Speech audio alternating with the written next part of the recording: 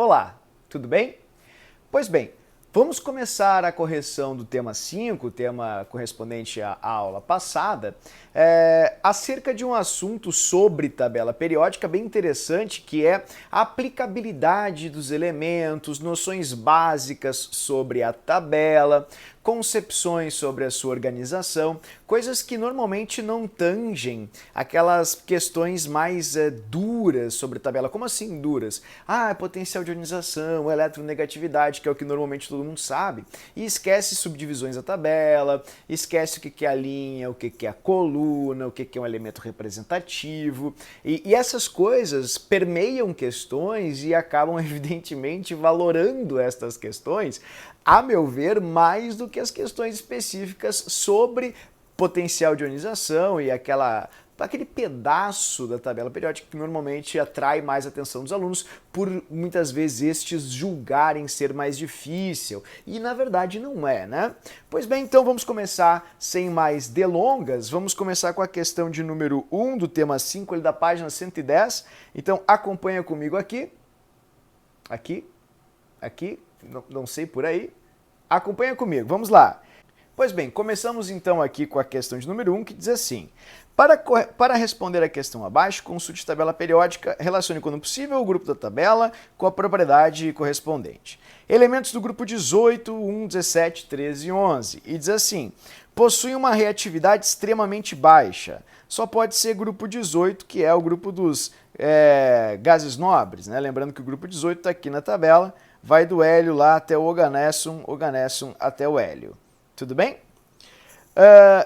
Reagem vigorosamente com água, grupo 1, né, são correspondentes ali ao elementos do grupo 1, número 2, né, associa as colunas, então você coloca 2, lembrando que o professor já mostrou várias vezes para você que o sódio, quando reage com água, né, já passei esse vídeo para você inúmeras vezes, ele acaba explodindo e todos os outros elementos da coluna 1 também o fazem.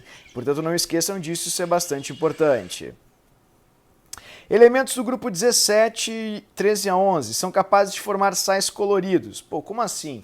Então, isso é uma característica dos elementos de transição. Sulfato de cobre, dicromato de potássio, cloreto de... Deixa eu me lembrar agora, que agora me fugiu aqui. Sulfato... Putz, agora esqueci. Confesso que me fugiu a mente. Mas... todos os elementos de transição, quando se conectam a ânions bastante comuns, como sulfato, carbonato, dicromato, eles acabam, por uma questão de propriedades, formando sais caracteristicamente coloridos. Como, por exemplo, o sulfato de cobre, que eu havia mencionado, é justamente azul, como o dicromato de potássio, que eu havia mencionado, é caracteristicamente laranja. O permanganato de potássio, por exemplo, também, veja, manganês é, de fato, um sal roxo, né? E a gente tem várias cores diferentes. Agora eu não lembro qual que era verde, por isso está me fugindo aqui, não sei se é de, enfim, cobalto. Não quero falar o cromo, acredito que é algum salzinho de cromo, é o popular cromo 3, mas posso estar equivocado. Cromo 3 é certamente verde, mas não era esse que me veio à cabeça. Enfim, no caso, todos os elementos de de transição, os que ficam entre as colunas 3 a 11, têm essa capacidade de poderem formar sais coloridos. Os elementos do grupo 17, como característica, você tem a grande tendência em ganhar elétrons, você vai ver depois, são elementos extremamente eletronegativos. Então a resposta certa dessa questão, 1, 2 e 4, resposta certa, letra A. 2. As informações acima referem-se ao elemento. Pode estabelecer 4 ligações covalentes com outros elementos. Como assim? Pode fazer 4 ligações, tá?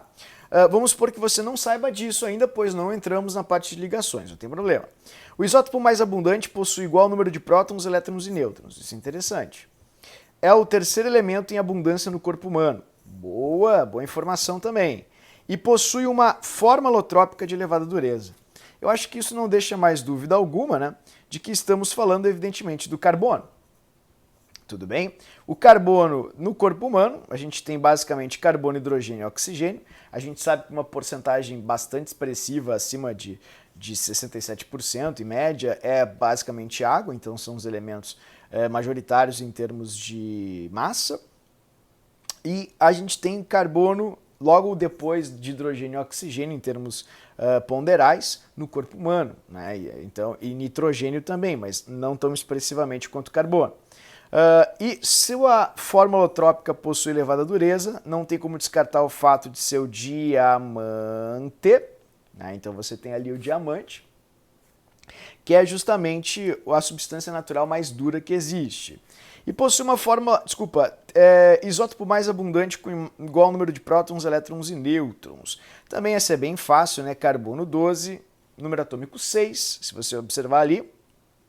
12 de massa, tá? Número de prótons 6 e o número de nêutrons aqui. Assim, tudo bem? Vai te dar o quê?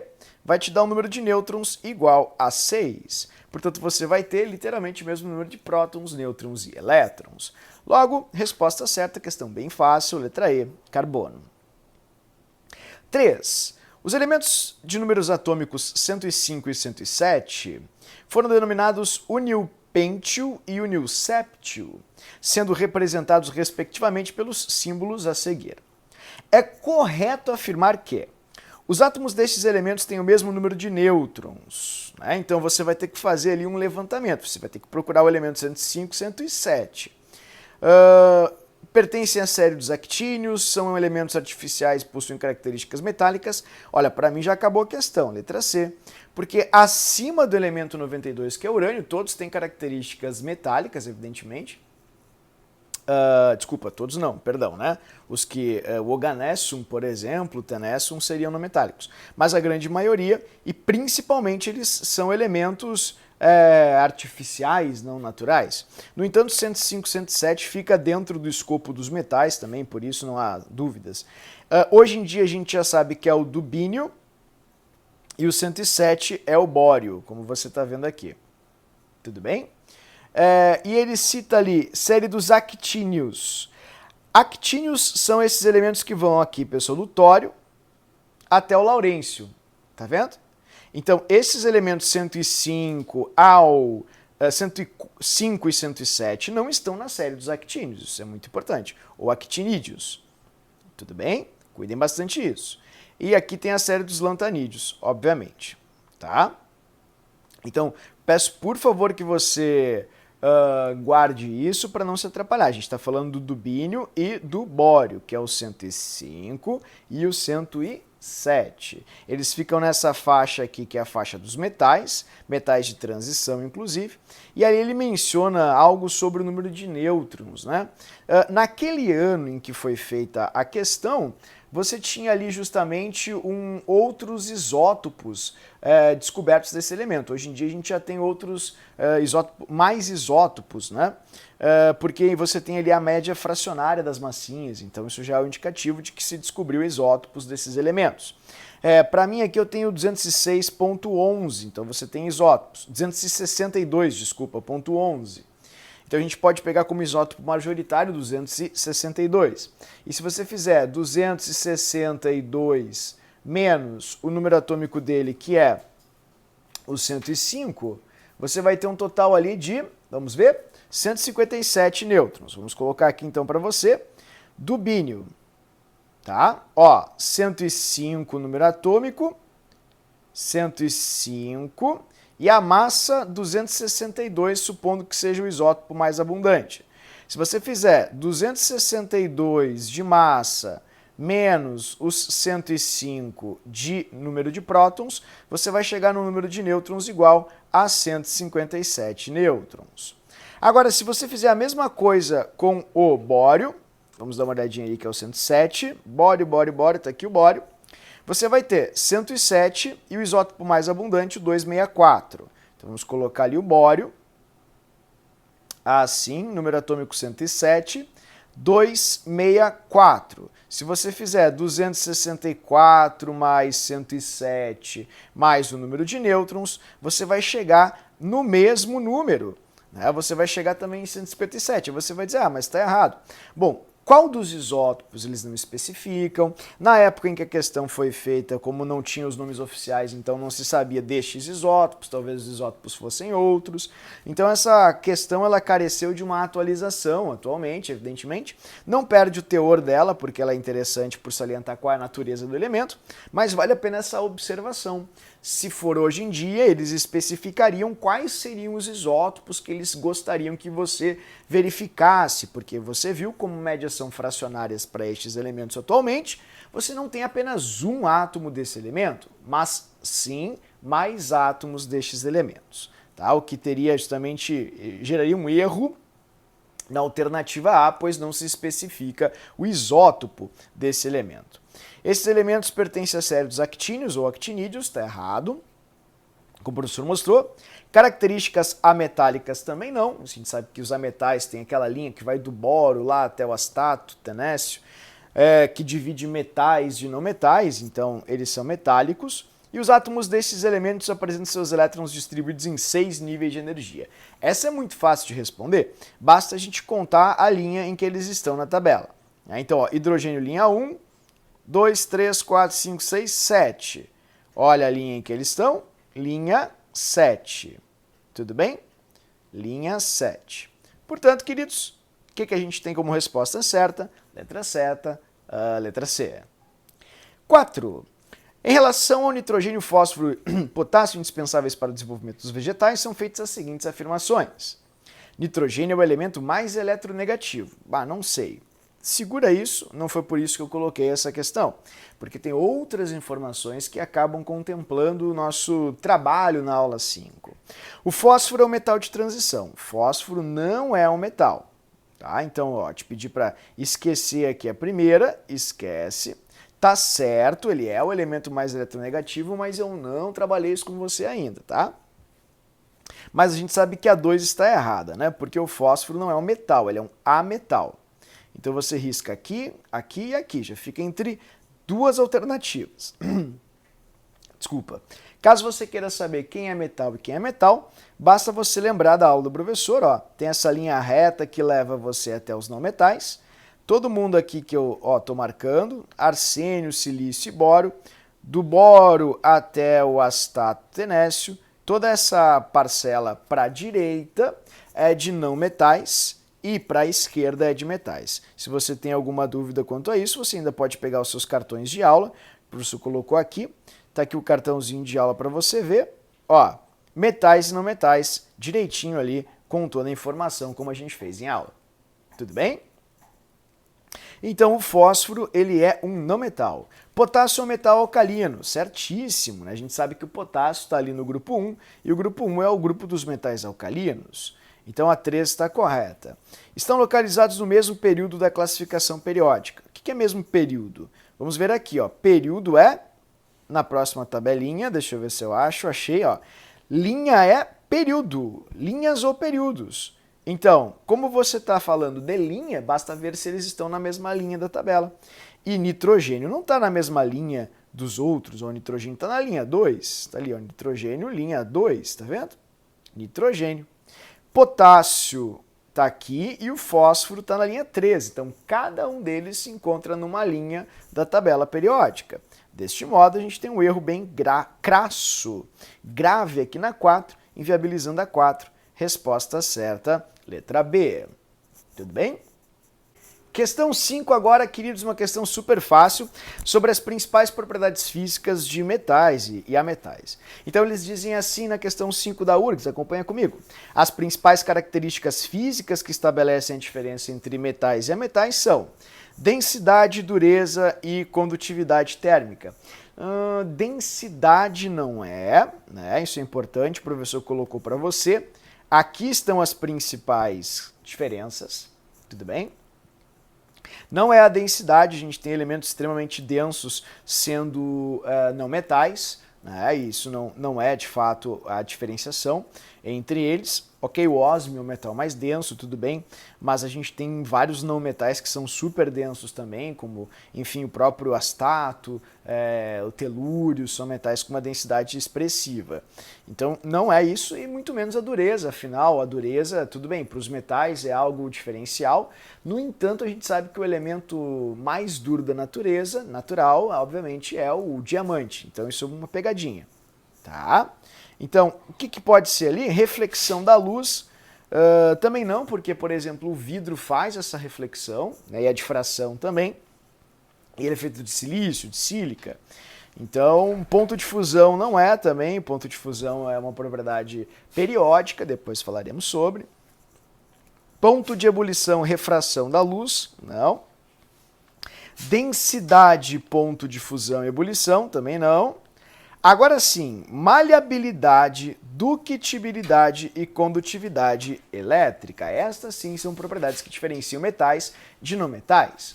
Por quê? Porque só os metais são maleáveis, só os metais são dúcteis, só os metais têm essa excelência na condutividade elétrica. Agora existem não metais com pontos de fusão maiores que metais. Então não é isso que diferencia um do outro. Tem não metais com pontos de fusão superiores aos metais. Por exemplo, o galho, ele derrete a 30 graus Celsius aproximadamente.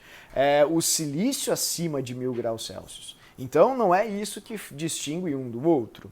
Tudo bem? Portanto, resposta certa dessa questão bem específica, letra E. Próxima questão, questão de número 6. A tabela periódica contém todos os elementos químicos já descobertos, os quais estão organizados em função de sua estrutura e propriedades. Em relação aos elementos químicos, é correto afirmar que o mais leve da tabela periódica é um gás nobre. Isso é interessante, né, pessoal? O mais leve pressupõe-se que seja o de menor massa. E o de menor massa não é um gás nobre, é o hidrogênio. O hidrogênio que tem massa 1 como isótopo mais abundante. O abundante na atmosfera terrestre é um calcogênio. Não, a atmosfera é gás. Então, ele é um gás. Ah, mas tá certo então. Gás oxigênio. Oxigênio é calcogênio. Só que não é esse gás oxigênio. É o nitrogênio. 80% da atmosfera é constituído de nitrogênio. Então, por favor, não esqueça, não cometa essa gafe, só 20% aproximadamente é composto por oxigênio. O mais abundante do universo está localizado no primeiro período. Tá certo. O mais abundante do universo é o elemento hidrogênio. Ele é o elemento em maior quantidade no universo por ser um elemento extremamente simples. Fragmentação aí de vários átomos forma-se hidrogênio. E ele pode gerar, evidentemente, né, outros elementos em colisões extremamente energéticas, promovendo fusões nucleares. Como acontece, por exemplo, no Sol. Então você tem ali como elemento mais abundante do universo, tá aí o hidrogênio.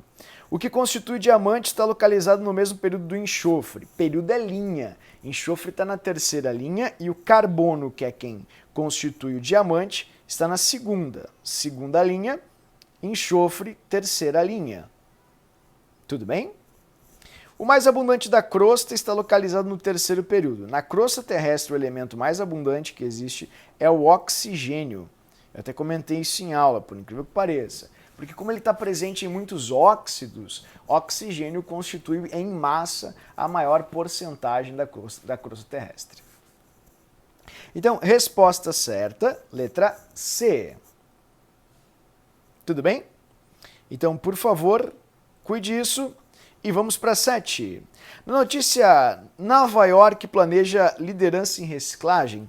O site da Science American Brasil, no site da Science American, há importantes referências ao sofisticado sistema de separação dos materiais presentes no lixo dessa cidade. A primeira coisa que a usina do Brooklyn fará ao rasgar e remover as sacolas plásticas de tantos nova-iorquinos que usam para empacotar seus recicláveis, né? O vidro será moído, separado, transportado para o porto de Nova York até Nova Jersey, onde ele passará por uma nova máquina de raio-x para ser novamente separado. Contaminantes como boro, vidro com chumbo também serão removidos. De volta ao Brooklyn, outros recicláveis passam por uma correia transportadora, enquanto ímãs extraem metais ferrosos. O plástico e o alumínio restantes são passados por correntes de Foucault, que extraem o alumínio. Sobre os materiais citados no texto, é correto afirmar que... Vamos lá. Então eles fizeram um baita texto sabendo que você iria se perder ou se intimidar com esse intuito, mas a pergunta é bem objetiva sobre cada elemento mencionado no texto. O boro é um elemento químico do primeiro período da tabela periódica. Querido, não é do primeiro, é do segundo período, ou segunda linha, né? Lembrando que período é linha. Então tá errado. O chumbo é mais denso, o mais denso entre os metais. Nós veremos isso na próxima aula, tá errado. O elemento mais denso entre os metais é o ósmio. Então não é o chumbo, mesmo que o chumbo tenha uma grande densidade, não é tão grande quanto o ósmio. O ferro é um elemento representativo, já está errado, os representativos, se você quiser, você pode observar aqui nessa subdivisão, falei para você que era importante. Ferro não é um elemento representativo, ó, tá ali o ferro, tá vendo? Do lado do manganês e do cobalto. Então ele é de transição, não é um elemento representativo. O alumínio é um composto, o alumínio não é composto, o alumínio é uma substância simples, né? O vidro é um material constituído essencialmente de óxido de silício, podendo conter óxidos metálicos. Certinho, resposta certa da questão 7, letra E. Lembrando que na aula, pessoal, o professor mencionou para você justamente isso, sobre a sílica. Está ali a importância do silício, né, na fabricação de quê? Não na fabricação e tal, mas na composição da sílica, que é fundamental na constituição, evidentemente, do vidro. Tudo bem? E de vários outros minerais. 8. A classificação periódica dos elementos é importante ferramenta dos químicos. Sobre esse assunto, são feitas as seguintes afirmativas. 1.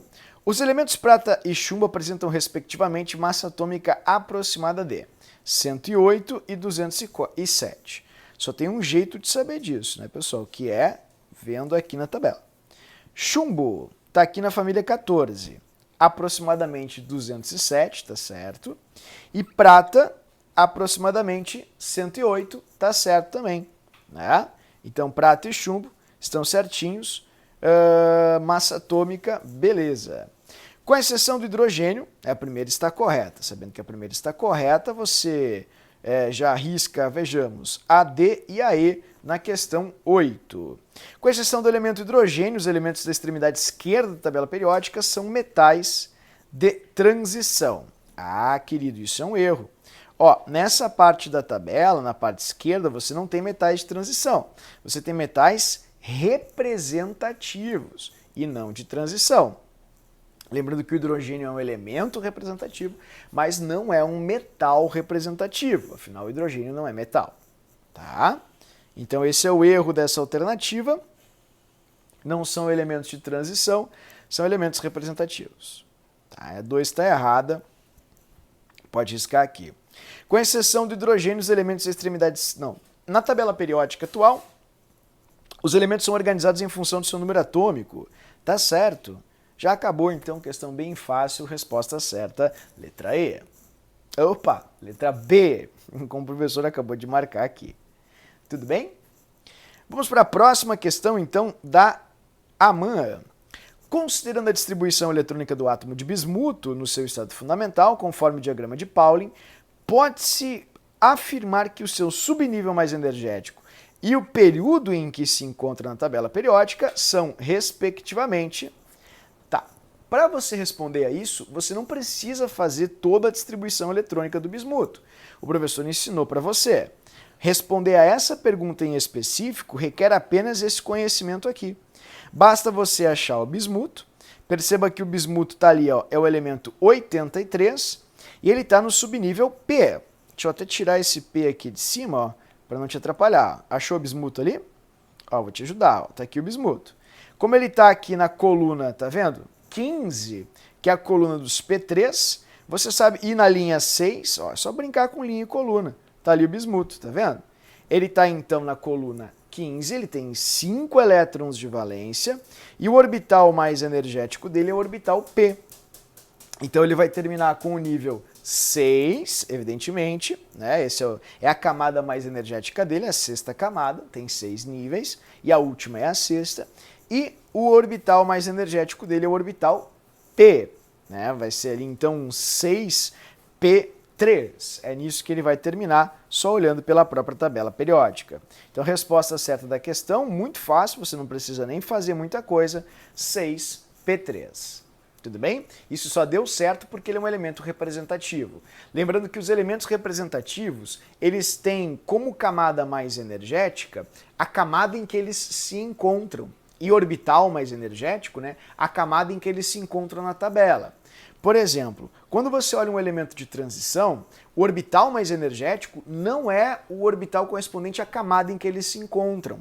Por exemplo, ó, como a gente fez na aula, os elementos do subnível D, eles têm como orbitais mais energéticos os orbitais das camadas anteriores à camada mais externa.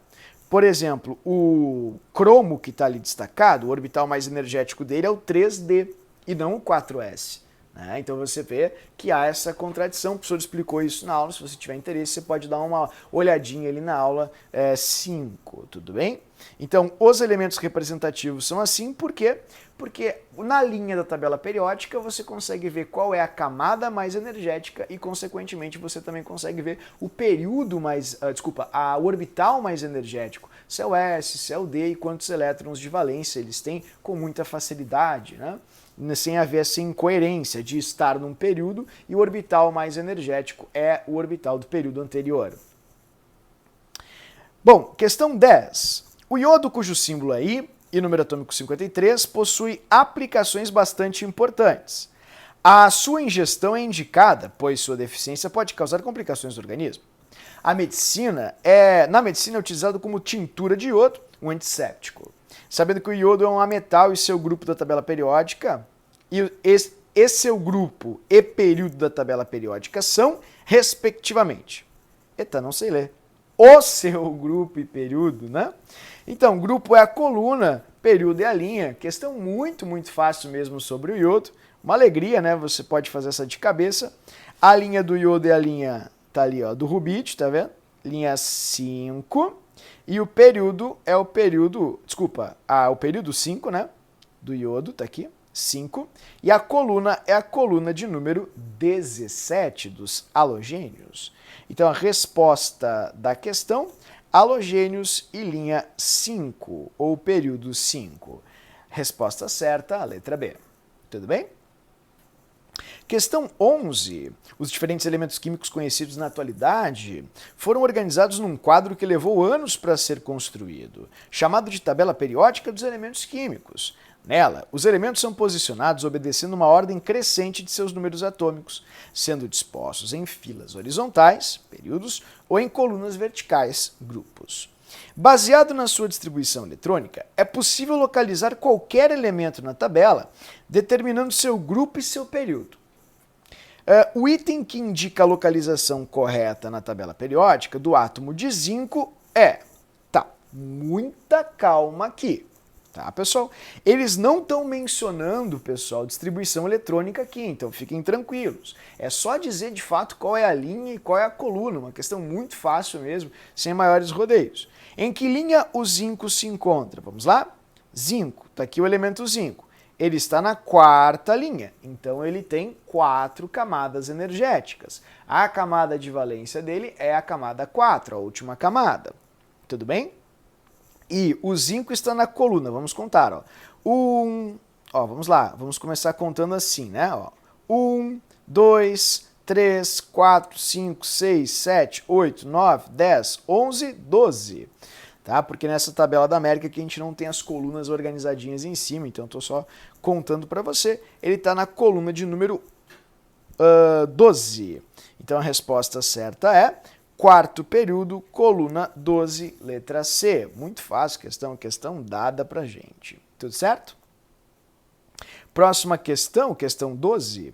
Após 2 anos e meio, quando 50 milhões de metros cúbicos de rejeitos vazaram no reservatório da Samarco, ainda encontramos uma quantidade alta de metais oriundos dessa mineradora no Rio Doce. Alguns como cobre, manganês, zinco, cromo, cobalto, níquel e chumbo podem ser potencialmente perigosos, pois podem ser absorvidos pelas plantas e animais a médio e longo prazo, sendo nocivos para estes organismos. Sobre os elementos citados e seu conhecimento sobre a tabela periódica, podemos inferir que, vamos lá, fazem parte dos elementos ditos representativos. Olha, pessoal, representativo tem que estar da coluna 3 até a coluna 12, que vai lá do escândio até o zinco. Como a gente já viu inúmeras vezes aqui, o professor mostra de novo para você. Tá? Então, ó, tá aqui os representativos. Veja, ferro é representativo, cromo é representativo, cobre também... de transição, de transição... Ferro é transição, cromo é transição, cobre é transição. No entanto, ali você tem um elemento que é uma pegadinha, que é o chumbo. E o chumbo, por estar na família 14, tá ali o chumbo, ó, tá vendo? Ele é um elemento representativo. Então tem que ter bastante cuidado para não cometer a gafe que o professor até desatento agora cometeu. Por favor, das colunas, ó, vou escrever aqui para você, 3 até a coluna 12, você tem elementos de transição. Os representativos vão da 1, 2, aí vem da 13 até a 18. Então a gente fez esse recorte bem claro aqui da tabela para você não se atrapalhar, não ter problemas entre quem é representativo e quem é de transição. Tudo bem? Então, o chumbo não é um elemento, é um elemento representativo, mas os demais são todos elementos de transição ali, né? E não elementos representativos. Encontram-se no quarto período da tabela periódica. Negativo. O chumbo, por exemplo, ele está na quinta linha, a gente recém viu isso. Sexta linha, perdão. Está ali na linha do césio, sexta linha.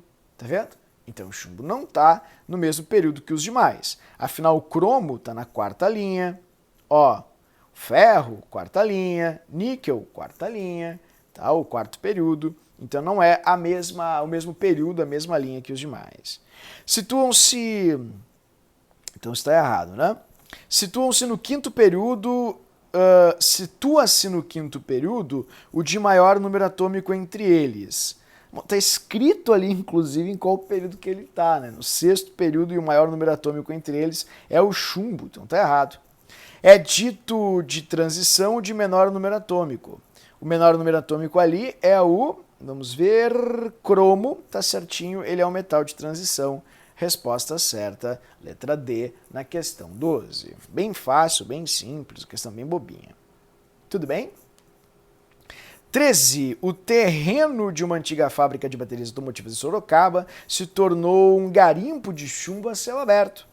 Em busca de dinheiro fácil, moradores da região se arriscam e cavam a terra contaminada por produtos químicos à procura de metais que possam ser vendidos aos ferros velhos da cidade.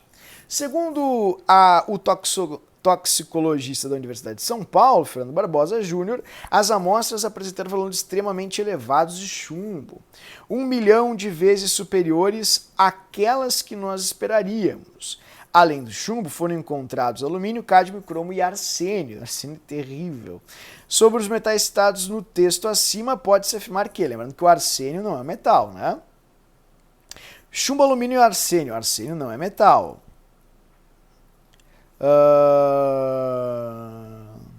O arsênio é um não metal. Que questão horrível, pessoal. Sobre os... Meu Deus do céu. Olha aí. Ah, tá. Mas ele fala sobre os metais citados acima. Que horror. Arsênio é não metal, tá, pessoal? Isso é importante, não é metálico, não. Ele é um metalóide, se você quiser, mas na divisão ele está no lado dos não metais, né? Talvez seja sobre os elementos citados no texto acima. Foi um erro aqui de quem fez a questão, tá? Vamos considerar assim, sobre os elementos citados acima. Chumbo, alumínio e arsênio são elementos de transição. Não, chumbo, alumínio e arsênio são elementos de representativos, de representação, não de transição. Alumínio, cromo e arsênio são elementos representativos. O cromo não é, né? O cromo é um elemento de transição, recém vimos isso. Fica ali entre as colunas 3 a 12. Tá? Então tá errado, ele é de transição, não é representativo. Arsênio, alumínio e chumbo são elementos representativos. Ah, isso tá certo. O arsênio, alumínio e o chumbo são elementos representativos, vou mostrá-los aqui para você. Ó, elementos representativos, tá ali o arsênio, como você tá vendo aqui. Deixa eu só marcar aqui para ti, ó. Arsênio. Deixa eu tirar ali a palavra só para melhorar um pouquinho aqui a tua visualização. Vamos ver se agora sai. Saiu, ó. Tá vendo ali? Viu, né? Agora tu viu. Ó, tá aqui. Arsênio, alumínio e o chumbo. Beleza? Todos esses elementos representativos, como a questão está nos trazendo. Arsênio, alumínio e cádmio são elementos de transição. Não, arsênio e alumínio são representativos. Eu falei que caía bastante isso e a gente vai relevar aqui como uma licença poética a utilização equivocada da palavra metal. A gente sabe que o arsênio não é um metal. No processo de evolução da tabela periódica dos elementos de Mendeleev-Moseley, foram as formulações mais bem-sucedidas para demonstrar a periodicidade das propriedades dos elementos químicos. Nesse contexto, a diferença básica entre os modelos de Mendeleev e Moseley residem, respectivamente, na forma de organização dos seguintes parâmetros atômicos.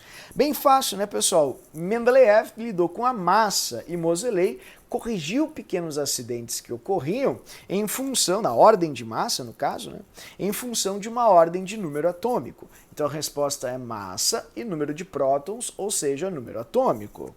Massa e número de prótons, ou massa atômica e número de prótons, resposta certa, letra E, na questão 14, bem fácil, bem direta, bem simples. Questão 15. Um dos elementos químicos mais letais está localizado no sexto período da tabela periódica e faz parte da família dos calcogênios. Tal elemento é altamente radioativo, sendo obtido por mecanismos artificiais ou ainda encontrado na superfície da Terra. O que nos deixa mais seguros é que a sua obtenção anual estimada gira em torno de apenas 100 gramas. O elemento químico descrito, olha, se ele é radioativo, né, você já pode ir direto em um deles, dois ali no caso, né, que são bem clássicos, que seria o césio e o polônio, são radioativos.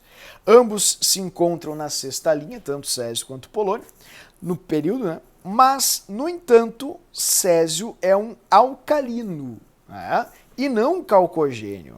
Então, como ele cita um calcogênio é da família do oxigênio, família 16, eles estão falando efetivamente do polônio, é o elemento em questão mencionado no exercício.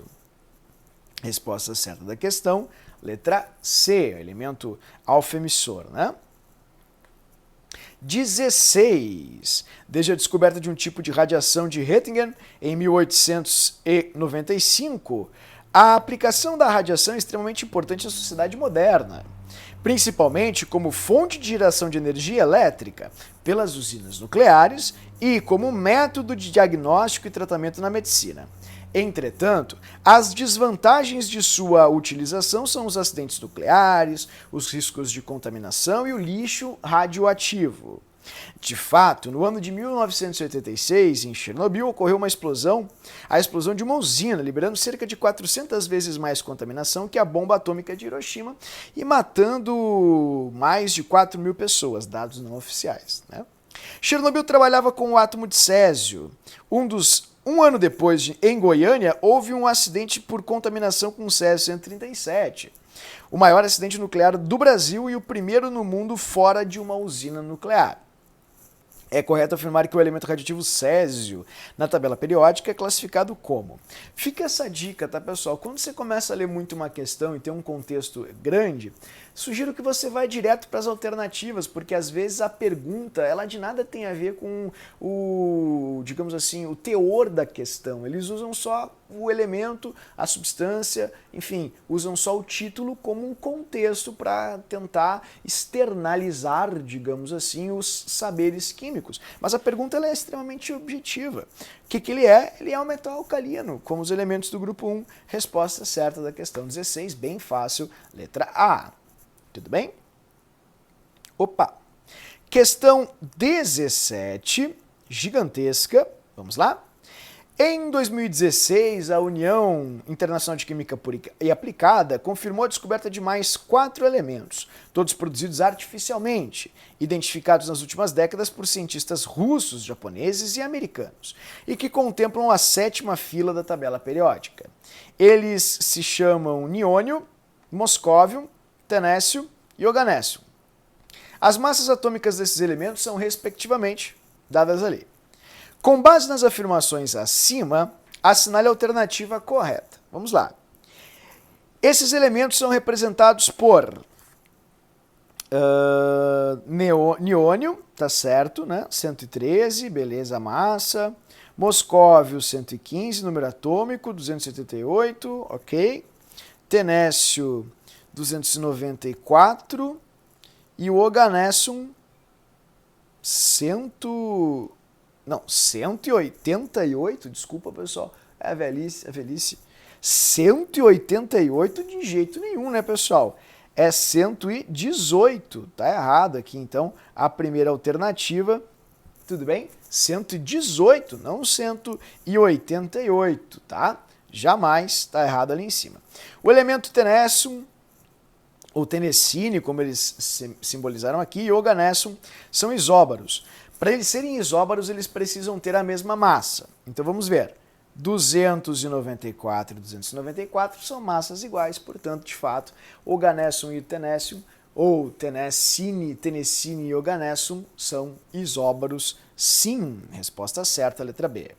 Se estes elementos foram encontrados em meteoritos oriundos do espaço, não, eles foram artificialmente obtidos, né? Até o professor mostrou para você a fotinha do Yuri Oganesson, que inclusive acabou prevendo, né, a existência de mais 2 outros elementos, o 120 e o 122. O elemento tenecine e oganesson são isótopos. Não, se fossem isótopos, seriam átomos de um mesmo elemento, e não é. Os 4 novos elementos são isótonos entre si, de jeito nenhum, o número de nêutrons é bem diferente. Se você pegar ali, você pode fazer a continha, né? Ó, vou fazer rapidamente aqui para você. 294 menos 117 vai te dar aqui 177 nêutrons. Então vamos pegar aqui, por exemplo, o tenecine ou tenécio. 294, 117, 294 mais nêutrons. O número de nêutrons vai ser igual a 177. É só fazer o maior, o número menos menor. Agora, se você pegar o niônio, você vai ter 286 e 113. Então, eu coloquei ele na ordem trocada, mas foi só por instinto. Então, como você viu, basta você fazer 286, 113 mais o número de nêutrons. Logo, o número de nêutrons vai ser igual a 113 menos 86, 286 menos 113 vai te dar 3, 7 e 1. 173, está errado. Então, a letra certa, a letra B, questão bem fácil, super acessível. E a última questão, uma questão gigante, mas não se assuste, de novo. Talvez a pergunta ela não tenha muito a ver com o contexto, portanto, leiam de forma estratégica. Munições traçantes são aquelas que possuem um projétil especial contendo uma carga pirotécnica em sua retaguarda. Essa carga pirotécnica, após o tiro, é ignificada, gerando um traço de luz colorido, permitindo a visualização de tiros noturnos a olho nu. Essa carga pirotécnica é uma mistura química que pode possuir, dentre vários ingredientes, sais cujos íons emitem radiação de cor característica associada ao traço luminoso. Bohr puro, né? Saltos quânticos. Um tipo de munição traçante usada por um exército possui na sua composição química uma determinada substância, cuja espécie química ocasiona um traço de cor correspondente bastante característico. Está se repetindo em relação ao que está em cima. Então, com relação à espécie componente da munição, sabe-se 1. A representação do elemento químico do átomo da espécie responsável pela cor pertencente à família dos metais alcalinos terrosos da tabela periódica. Tá. Então, alcalino terroso, vamos lá. Você tem magnésio, você tem estrôncio, você tem bário e você tem cálcio. Você não tem cobre. ok? Isso é importante, porque ele está falando que é o metal alcalino terroso. Então, se é o metal alcalino terroso, tem que ser na segunda coluna. E na segunda coluna você tem o cálcio, tem o bário, tem o estrôncio, tem o magnésio, que vai, ó, berílio, magnésio, cálcio, estrôncio, bário e rádio. Esses são os elementos da segunda coluna da tabela periódica. Ele continua. A representação, o átomo da espécie responsável pela coloração possui massa de 137, número atômico de 81. É muito fácil. Basta você ir até a tabela, consultar, ou então contar o número de elétrons. Como aqui você tem acesso à tabela, você pode rapidamente ali dar uma olhadinha quem é o elemento de número atômico 81. Mas 81... Ah, peço desculpas. Ele tem número de massa 137, número de nêutrons, não número atômico. O professor não sabe ler realmente. Então, assim você consegue facilmente saber qual é o elemento em questão.